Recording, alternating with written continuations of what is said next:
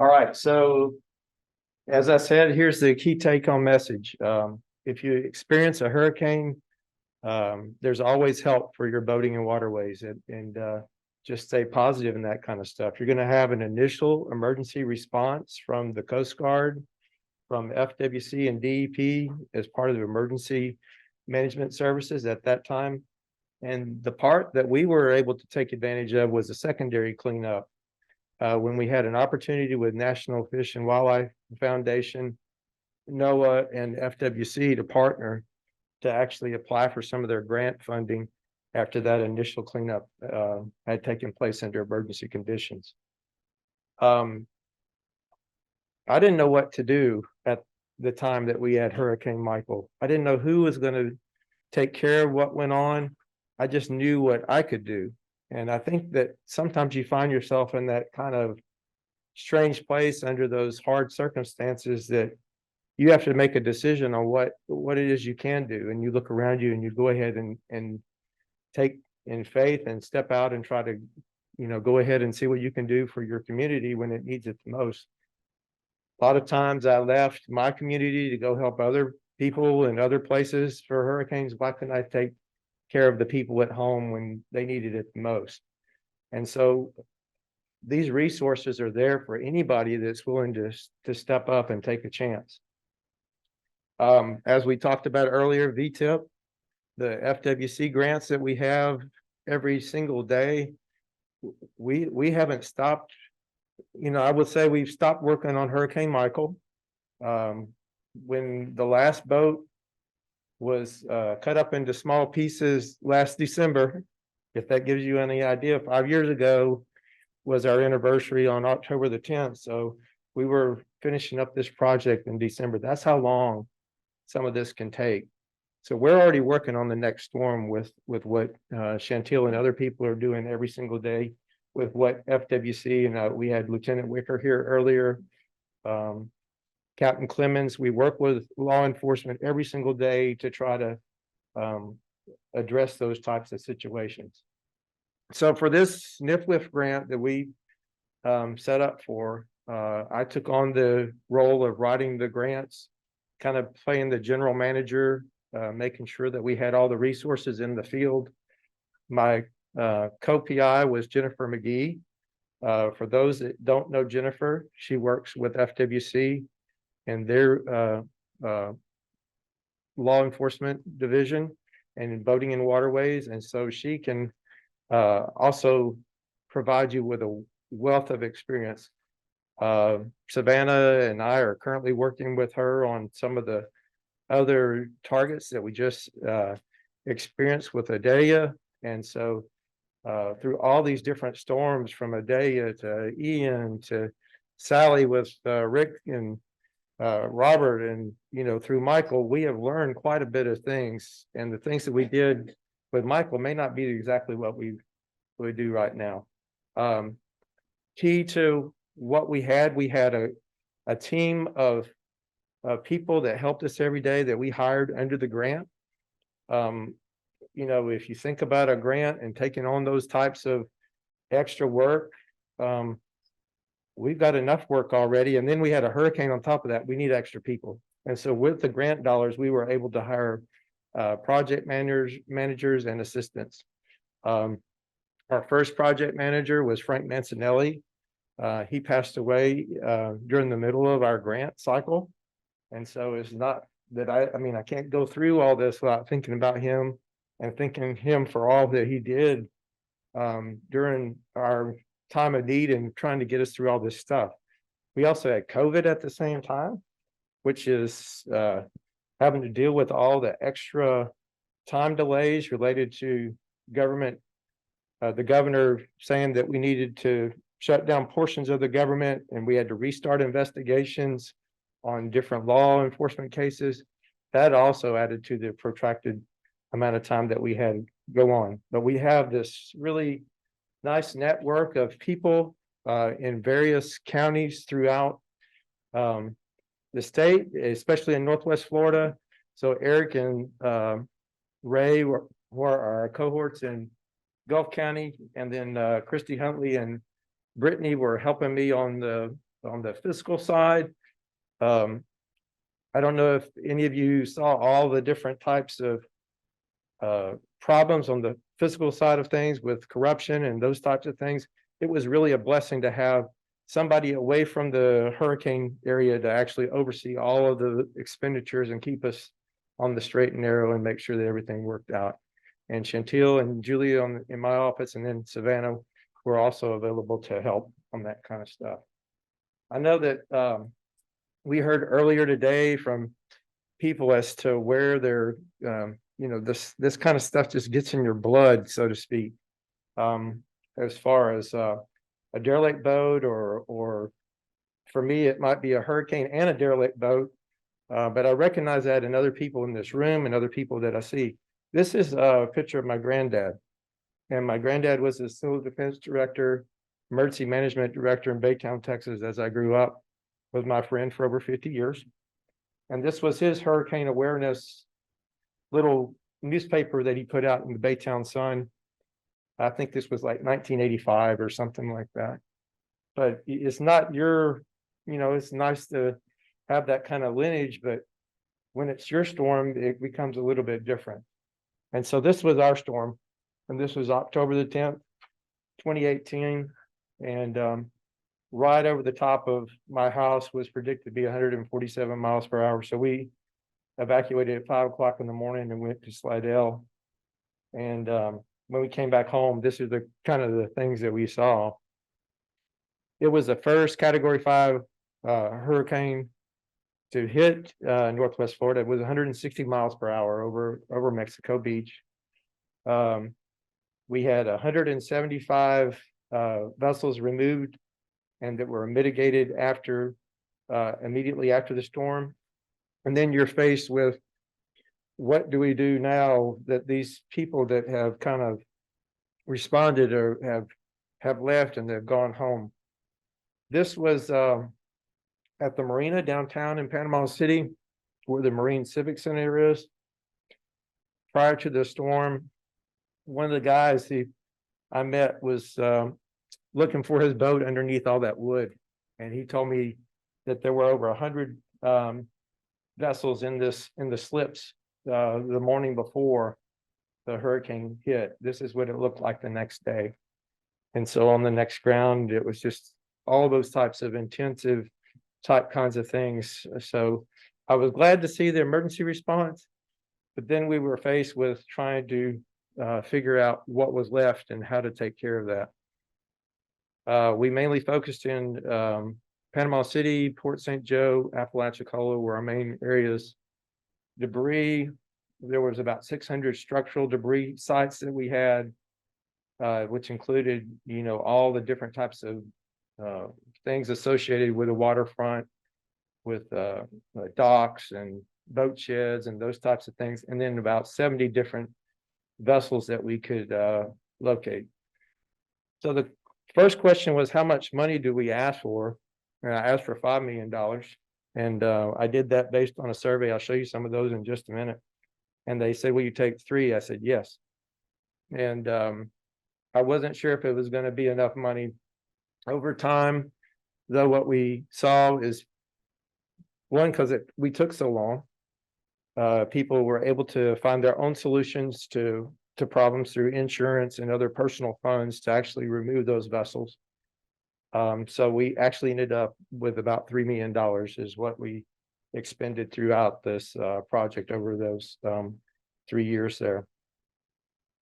We had partnerships that were really key, and I'll go into more of those in just a minute.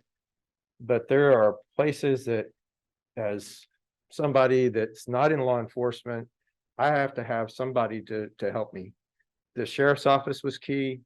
Of course, what we met Captain Clemens, we met Lieutenant Wicker, and all those people under not the best circumstances, but we became friends, and we learned how to work together under these circumstances, and that's what continues today. So I would say that's one of the blessings from what we were able to go through. But it wasn't just FWC law enforcement, it was law enforcement at Bay County Sheriff's Department, I think, with our code enforcement officers, and any number of places we were able to figure that out. Anybody recognize this map? And I've seen these before. I see Tom shaking his head, yes. This is a NOAA strip map. This is what happens after the storm. It gets converted into a GIS layer. And I knew we were going to apply for these funds, and I'd been talking to NOAA Response and Restoration, and they gave me an idea that they said, you're either going to have to apply for the money, or we'll give you a direct amount of money, but we need to know how much money you need. So we contracted with one of our consultants to count boats. And he called me up and he said, can I stop? And I said, no, you can't stop. It's very tedious. You know, we didn't have any AI. We're not sure if we're ever going to get to that point. There's something that humans still do better. And so we can actually go into these strips and actually drop pins where these boats are, and using GIS tools, we would measure and estimate how long they were. We weren't sure though, sometimes whether they were pieces of dock or whether they were actually boats or not, especially in the damaged type kind of conditions. So we would have to follow up and actually make field visits to actually go out and verify those. So this is what our initial maps look like. The yellow ones are our small debris fields, and then the larger icons are actually boats of different sizes. And we had to make that cut level initially when they said to take less money. So we ended up saying any boat less than 25 feet, we would try to put it into another grant if needed. We didn't need it. Here are some of the technology that we used. We did field verification with the Theodolite app.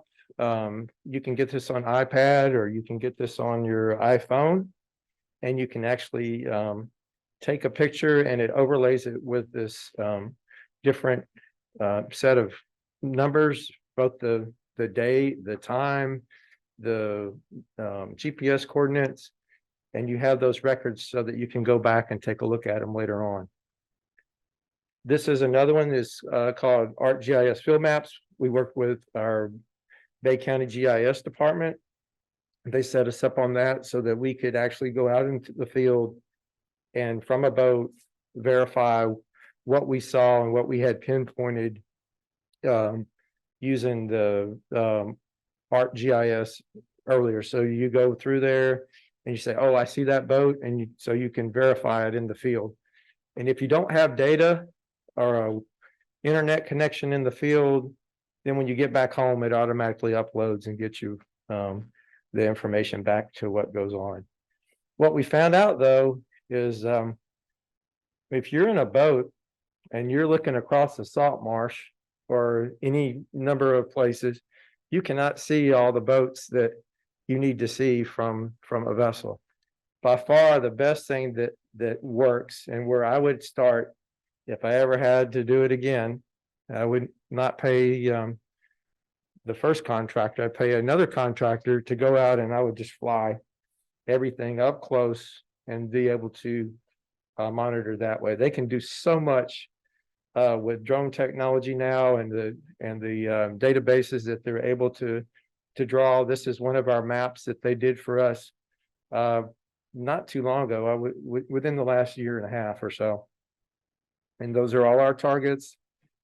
All those dots, if you click on them, actually have different photo albums and things that you can see.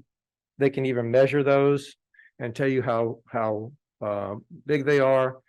And I do know that this contractor specifically was doing work in Ian in recent times. So this is one of the main lessons learned. I don't know exactly what I want to say as far as it's not easy, but no, it's not hard either once you start to know what to do. And so it just can be complex.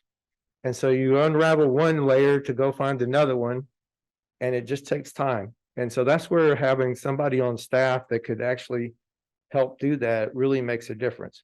We did not have to do that in state waters. all those were taken care of by FWC. The problems that come into play is when you actually have a boat, this like in the second picture, where it's what we call high and dry, which is on private property or sometimes on a submerged land lease.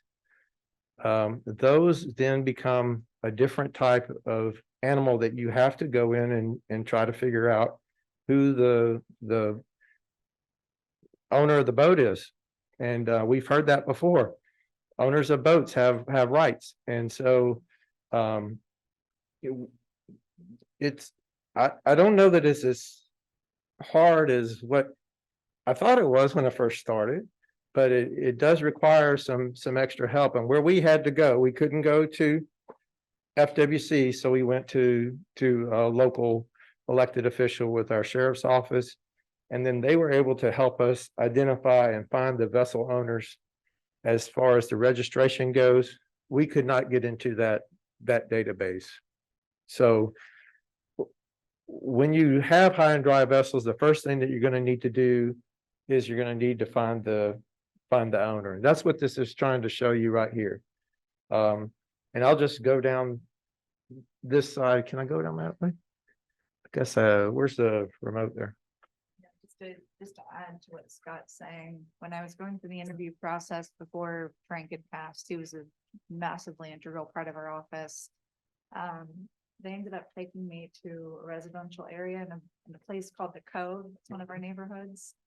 And there's this woman who had fully embraced this vessel that was. I've got a picture of it right here. 30 feet into her backyard. It's right She here. would decorate it for the holidays until FWC could get to it. And she learned to make light of it instead of, letting that nuisance vessel get to her. So it took over 3 years and 2 months to get this boat out of her yard. And so, and we can go back to the other picture in a minute, but it is a good example of what goes on. And I put this in there this morning because we didn't have it in there. So it would have been decorated for Halloween, being decorated for Thanksgiving, whatever, the SS Minnow. And so you can see where it falls. This is a property appraiser's map, and it falls out of the waters of the state. Actually, sometimes the water comes up and touches the boat, but it wasn't enough to qualify it to be in the waters of the state. And it wasn't on her property. It was on the neighboring property that was owned by a development company, and this was their community, the lands that they own together, that the HOA owns. And so they, it's just a kind of a buffer area type kind of thing. But people would come through her yard, go get on the boat, spend the night, go camping, enjoy all of her decorations and everything else. So it was causing a big problem.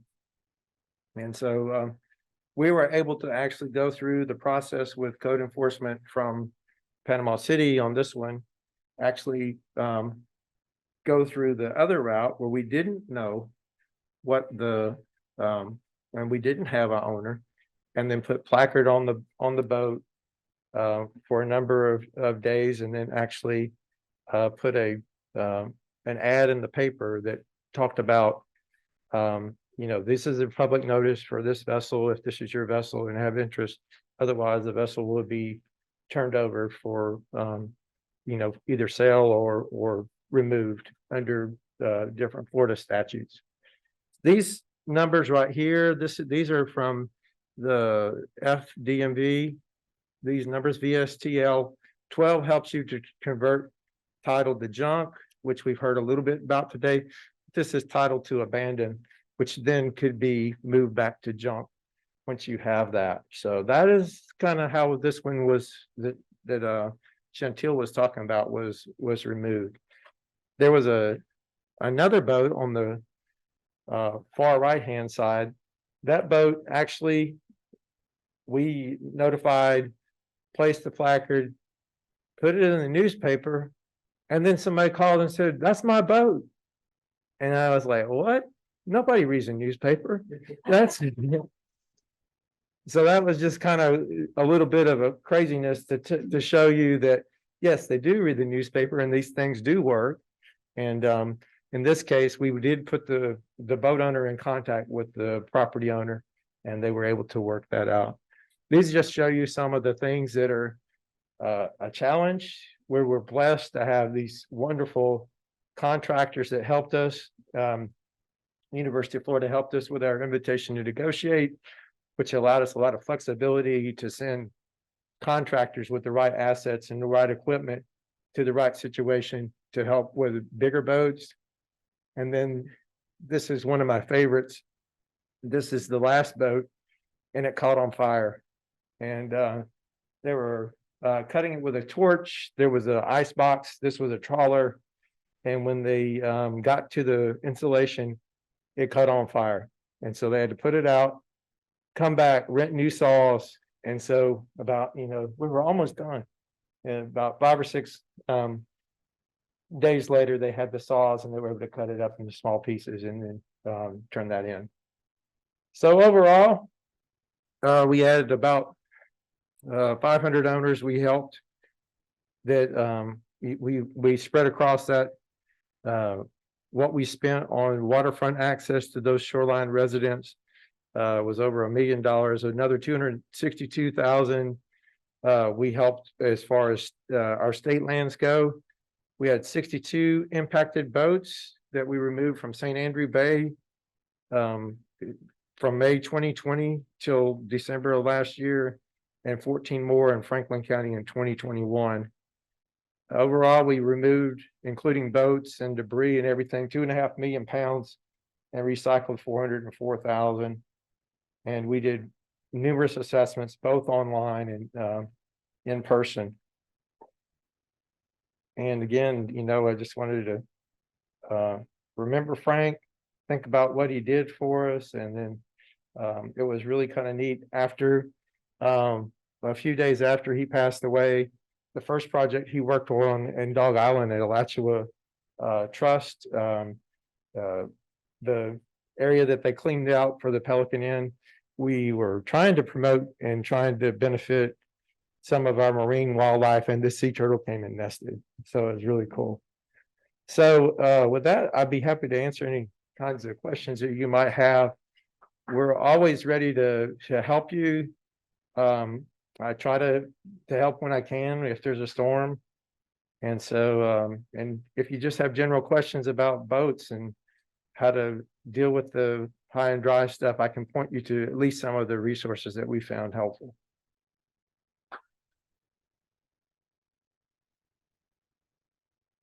Questions?